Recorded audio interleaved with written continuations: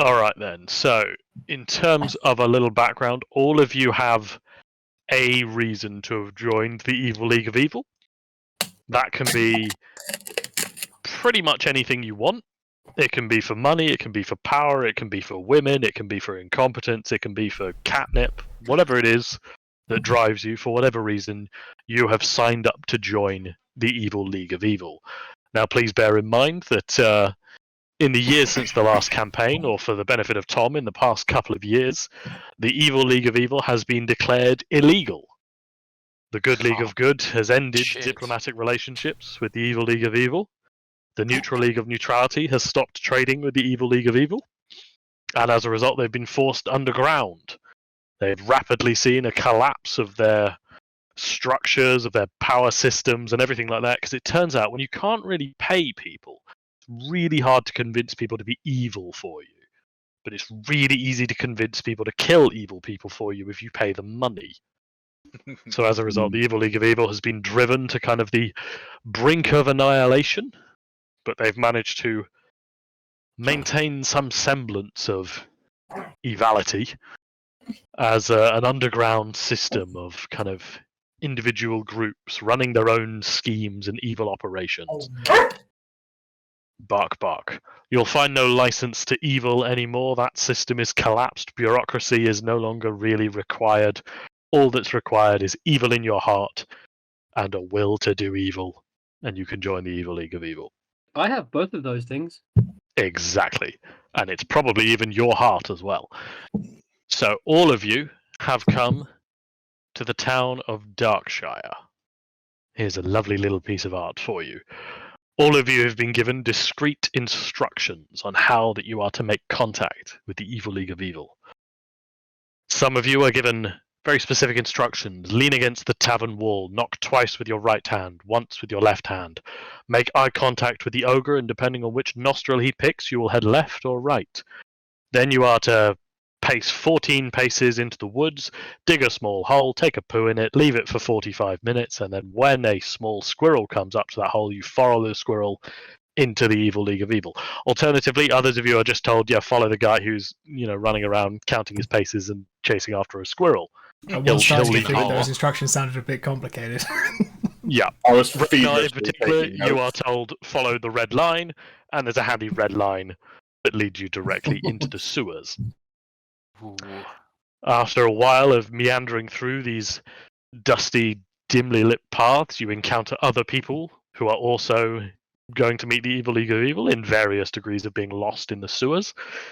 This is how all of you are coming together. I'm going to say Sam's character, Call, is not present, but all the rest of you eventually kind of bumble in together until finally you reach the Evil League of Evil.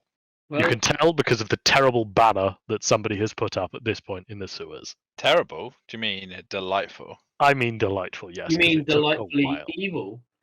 Delightfully evil, yes. Eventually you find your way here with this terrible banner, and you are greeted by the incredibly excited goblin of Krim. Krim, who excitedly, while rubbing his hands together, says, hello, hello, hello. Welcome to the Evil League of Evil. Welcome, welcome. Come, take a seat.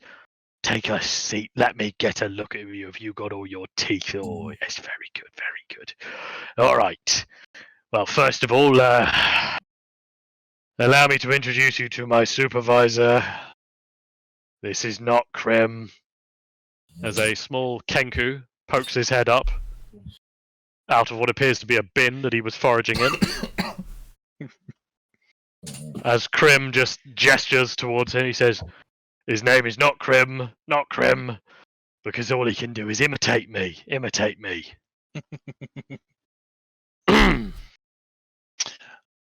He is my boss, so I do what he says, but he also says what I say, so it's whatever, roll with it. Anyway, ignore not Krim, focus on Krim, okay? Alright, why don't we go around the table then, first and foremost. Let's have some introductions in order then. How about you, the very orange fellow? What's your name? Me, Ragnar. Okay then. Good talk, Ragnar. Let's hope you're as strong as you're smart. How about you then, rather tall, pale-looking fellow? You okay? You look a little unwell. Absolutely fine, thank you very much. Splendid. My name is Gene Ewan, and I know a fantastic opportunity when I see one, and I am down to get in on the ground floor of this operation as we head straight to the moon. Oh, splendid. You and I will have a little conversation about investment opportunities later. All right. And who's this charming, beautiful lady I see with you? Oh, this is Sheila, and I'm just a Sheila over to Notcrim, and she waves. Sheila is a hand that crawls around. I believe she's perched on your shoulder or something, you said? Yeah, she like hangs out on my shoulder and stuff. She's it's well manicured hand, like it's well cared for. It's a bit desiccated and zombified, but Sheila keeps herself in good shape. Crim will give a very low bow and say, "My lady." She's my assistant. All right then. How about you, the little one? My name is Court. Nugget and Dragon look at each other. Yeah. Court just stands forwards because he considers himself always as the little one. My name's Court, and I'd appreciate it if you didn't poke fun of my height. You know, not all of us can be as tall as yourself there. It's worth noting that Crim is a goblin and not a very tall goblin, but still taller than Court. So yeah, you know, don't need you looking down on me. So I'll have you be a bit more sensitive about the less vertically abled. Thank you very much. Apologies to the Titanous Court. How about you then, the frog? My name's Donald, but my friends call me Nugget. I ain't got no friends. And then he's just going to reach down and just splash water over Notcrim. Yeah, And then step back. that's rude, but I approve. Anyway, and why is there a box of cats here? and the cardboard box is just broken down into nothing because it's been in the water. It's got some. It's an enchanted box with legs. I'm really interested to hear how these cats sound. So none of the cats speak. They just all look around at once at you, and in your head you hear, That's horrifying. "We are Salem." Okay then. Well, yeah, I got nothing. Not Crim, have you got anything? Nothing. Okay then. I'm gonna move on rather promptly. I'm only just now realizing how short, especially that we don't have call. This entire conversation seems like it's happening at Gene's like knee height. Oh, at best. Yeah. Like, I think Ragnar's probably the tallest person here, and he looks like he's a dwarf, right? Me tall. Yeah, he's a dwarf, and he's considered tall in this party. Oh, He's the Jesus. second tallest person in the room. Well, with that done, Crim is going to go, all right, I'm going to just not focus on the box of cats that just talked into my brain. Now, some of you might know why we've called you here. You guys know why we've called you here, yeah? Well, a bit vague on the old answers there. You two crave for evil. Okay, none of you have any idea why you're here, but you've got the right kind of attitude, so that's good. I'm going to work with it. Right, the reason we've called you here is because of the Grand Osteomanth. You guys know about him, yeah? No. Pretend like we've been under a rock for a century. I'm getting the feeling you may have literally been dead, man. All right. Bit of backstory. Couple of years ago, the town of Darkshire was having lots of problems with evil. Whoops, don't know who that could have been. Anyway, they built the Vigil Tower, all right? It's a big tower right next to the town. You must have seen it coming in, unless you're blind as anything. And yeah, actually, half of you probably couldn't see it over the buildings anyway. So, anyway, they built this tower, right? And the Grand Osteomanth, he's the one who built it. He sits atop it and casts all of his magic-y spells, and that kept all the evil at bay. So obviously we had a bit of a problem with him. Anyway, turns out he's really easy to corrupt. So we turned him to our side. And then evil gets made illegal. Whole pavlava. Anyway, he then kind of became like this despotic ruler here. He sided with the good League of Good. A whole betrayal. I can respect a good betrayal. But, you know, bit of a dick move. He's gone a bit nuts recently. To put it lightly, he's been causing some slight inconsistencies in his recent rulings. We don't really know if he's gone, you know, kind of crazy in a way we can use, or just kind of gone crazy. You know, if he goes crazy and decrees he's going to start killing everybody and drinking all their blood, that's great. We can work with that. 10 out of 10. If he's gone crazy in the way he's going to purge all the wicked from the land, we probably need to do something about that. Mm. Okay? Now, problem is, he knows all of us. He knows we work for the Evil League of Evil. He's never going to let us within 500 feet of him. But he doesn't know you fuckers. Probably. So, our plan is, you guys are going to go and visit him. He's having a party, you see. So you guys are going to go to the party, join in, do a bit of reconnaissance. Yeah? Find out what's going on. Find out if he's good evil, or bad evil, or crazy evil. Again, we can work with all of those. We just got to know what we got to do. All right? That's all it is. Simple recon mission, yeah? You guys are going to be good with that, yeah? Yeah, you're going to be fine. Bodies. Exactly. It's a party. Just go there, have a couple drinks, try not to murder too many people. You'll be fine. We do some wedgies. Do some wedgies, sure, whatever. Usual party stuff. Any questions? Yeah, you say he was in the tall building, but I don't really narrow it down that much. It's the really tall one. It's the tallest of the lot. Giant tower, really, you cannot miss it. It's huge. It's a little bit out of town, up a hill. Mm. It's absolutely massive. So is he the one hosting this party? Yeah, we think so. His invite was a little bit confusing. He was talking about having a party, how everybody had to bring their own bones. Don't know if he means the bones we've got on us, or you got to bring bones with you. We got a sack of bones you can take with you as a precaution. And yeah, we think it's a party. We're pretty positive it's a party. Yeah, it's definitely a party. Oh, I love a party. Yeah. Oh, I love a party. So we got a sack of bones we're going to send you guys off with. And I believe Notkrim has got some powerful magical artifacts to give you guys to get you started. And with that, Notkrim kind of scurries out of nowhere and pulls a bag out of the bin that he was just, digging Eating through. out of. Yeah, and he runs up to the whole party. And first he stands in front of Ragnir. And you can see he shuffles about in the bag as he looks at you, and then looks at the bag, and then looks at you, back at the bag. And then he reaches in and he pulls out a single marble. And he hands it to you. Completely silent. Just hands it to you. Okay. Now, as you take the marble and hold it in your hand, you notice that it rolls up to the highest point on your palm. This is a glass marble that will always roll uphill. You can add that to your inventory.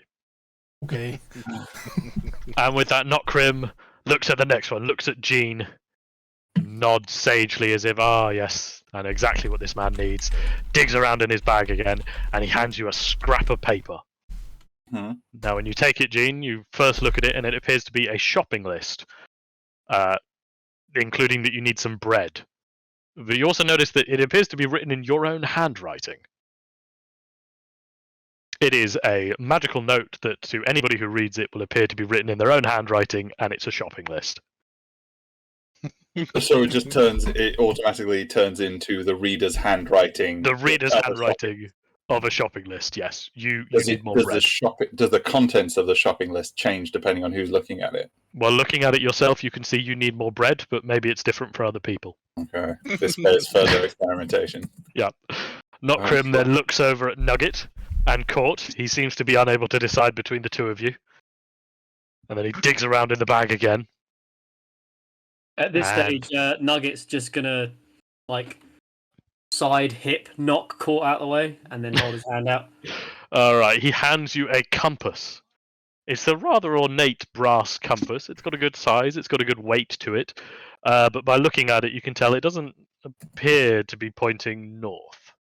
It just appears to be pointing in a random direction.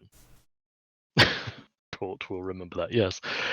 And you can see Krim kind of putting his hand over his face and going, "Ah, that's mine. Ah. I was wondering what I'd done with that. Turns out this bastard stole it.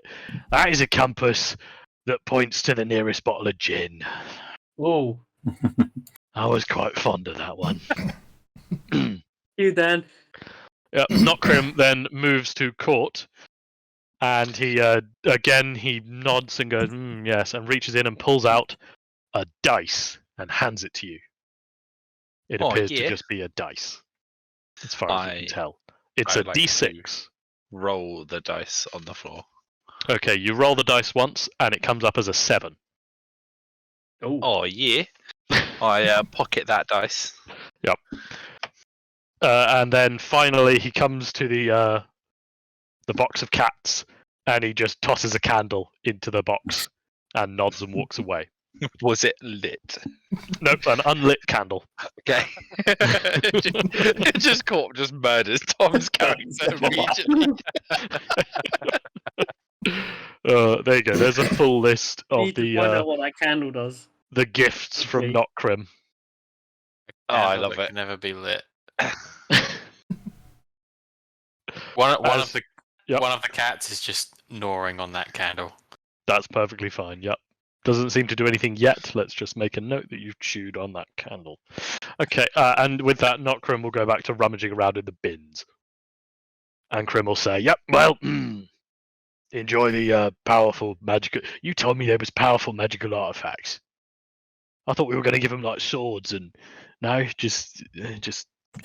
Okay, turns out a lot of stuff washes up in the sewers when you live in the sewers underneath a wizard's tower. Crazy, I know. Anyway...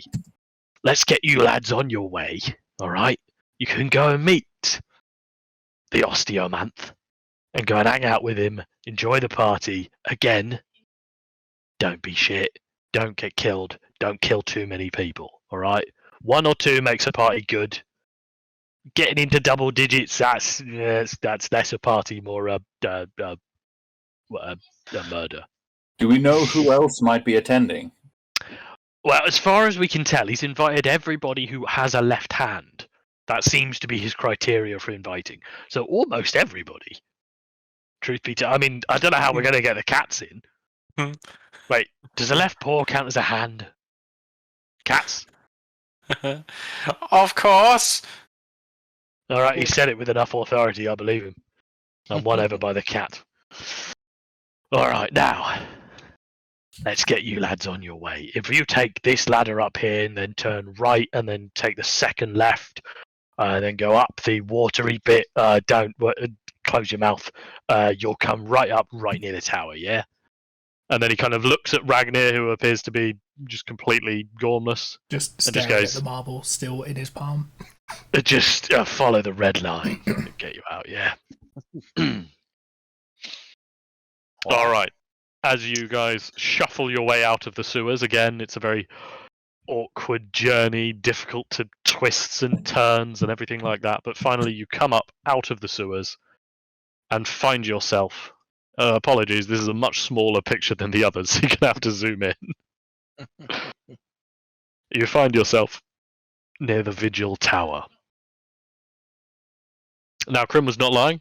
It is easily the tallest building for miles around. Again, it's on a hill separate from the town, but from this position, you wager that somebody at the top of this, they could see enemies coming from miles and miles away from the town. So it's a very logical defensive position. You've got the coast on the other side, so clearly there's only really one way up to this tower through this pathway. Is there anything you want to do before you approach the tower?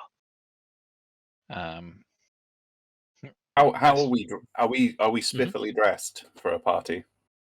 You guys have been, yeah, that's a good point. You guys have been given some kind of vaguely looking a bit fancier accoutrement. You know, we're talking like you've got a blazer on. We're not, you've not gone crazy or anything like that. You know, the cats are I mean, they're cats. Krim had absolutely nothing for a box of cats. They've all got little bow ties on. Yeah, something like that. Yeah, you've all got at least something to make it look like you made an effort. This isn't like a black tie affair, but and you've also been given. Somebody can add it to their inventory, which is a small sack of assorted bones, because the invite was very clear that you have to bring your own bones. I will not pick this up because it is probably quite a large proportion of my size. I will hold on to that. You will hold on to the bag of assorted bones. Excellent. All right. As you approach the tower, you notice that there are a couple other people who are obviously kind of heading their way there. There's a few people hanging around outside smoking, okay, there is something going on here. And as you finally arrive at the entranceway, you're greeted by a high-pitched squeal in your ears, followed by Welcome to the Grand Osteomanth's party. Please leave your weapons by the door and your bones by your weapons. You may enter if you have bested the Osteomanth in a challenge. Please proceed. Now you can see that a couple other people who are hanging around by the outside just kind of mosey their way away. A couple of people head in, and you can see as they step across the threshold into the tower, they vanish from sight. I haven't beaten him in any official challenge. But If you have not bested him in a challenge, please take the door to your right. And out of nowhere, a pile of bricks on the ground form up into an archway. And through that doorway, you can see what looks to be a games room on the other side with, a couple of, like a chessboard and a snooker table and stuff like that, all kind of dotted around on the other side. Yeah. No, I don't know if I want to go in there. How about I challenge him to a short contest? A short off. If you do not wish to participate in the game, you may leave. Alternatively, the game will come to you. All right. I guess go in the door then. Yeah, as you guys shuffle your way across the doorway into the games room, it's completely empty aside from you guys. Doesn't appear anybody else needed to best him in a challenge or anything of that sort. But as you approach, you see a well-dressed gentleman who would appear to be a butler of some sort arrive through one of the doorways into the games room, and then he simply gestures at a chessboard and snaps his finger.